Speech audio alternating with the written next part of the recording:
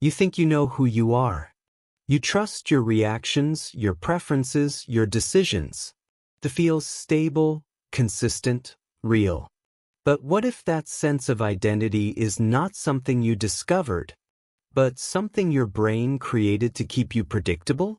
From a very early age, your mind began organizing experiences into patterns.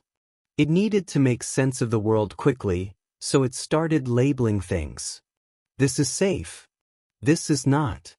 This is who I am. This is who I am not. And over time, those labels stopped being questioned. They became you. The unsettling part is that your brain does not prioritize truth. It prioritizes consistency. It would rather keep a familiar story than update it with something new and uncomfortable.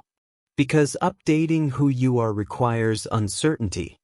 And uncertainty, to your brain, feels like risk. So what if the version of you that feels so real is just a story your brain refuses to update? Your brain is constantly filtering reality, but not in a neutral way. It selects information that confirms what you already believe and quietly ignores what contradicts it.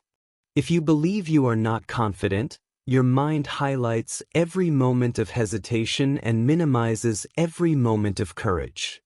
If you believe you are not good enough, it replays your mistakes and overlooks your progress. Over time, this creates a loop. Your beliefs shape your behavior. Your behavior produces evidence. And that evidence reinforces your beliefs. And the longer this loop runs, the more invisible it becomes. This feels like personality, but it is conditioning. But it goes even deeper than that. Your brain is not just filtering information. It is also editing your memories. Every time you remember something, you are not replaying a perfect recording. You are reconstructing it.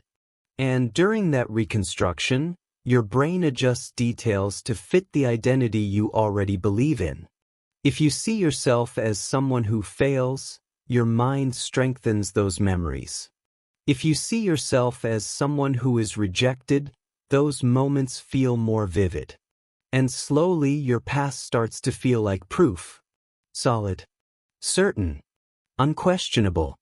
So when you look at your past and think, this is who I've always been, what you are actually seeing is a version of your past shaped by your present beliefs. And this affects more than your past. It changes how you experience the present. Your brain is constantly predicting what will happen next based on who it believes you are. If you think you are bad in social situations, your body prepares for discomfort before anything even happens. You become tense. You act differently. And the outcome ends up matching the expectation. It feels like proof. But in reality, your expectation helped create the result. And because this happens so fast, you never question it. You are not just reacting to the world.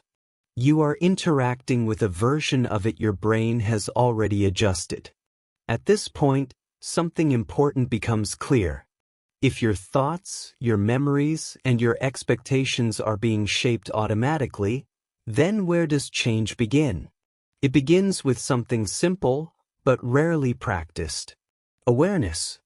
Most people assume that because a thought appears, it must be true. But thoughts are often just automatic outputs, shaped by repetition and conditioning. They feel real because they are familiar. When a thought appears like, I am not good enough, your instinct is to accept it or fight it. But both reactions keep you inside the same system. The alternative is to observe it. And the moment you observe a thought instead of becoming it, something shifts. A gap appears. And that gap changes everything. And in that gap, your identity begins to loosen. You start to realize that what feels fixed is not actually fixed. Instead of thinking, this is who I am, you begin to see patterns for what they are. Repeated behaviors, repeated thoughts, repeated reactions. things that were practiced, not defined. Your identity becomes less rigid and more flexible. And when that happens, something new becomes possible. Possibilities that were always there, but filtered out.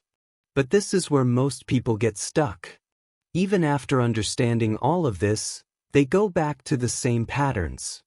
Not because they want it, but because it feels familiar. And familiar feels safe. Even when it limits you. Your brain prefers a known limitation over an unknown possibility. Because the unknown requires energy, attention, effort.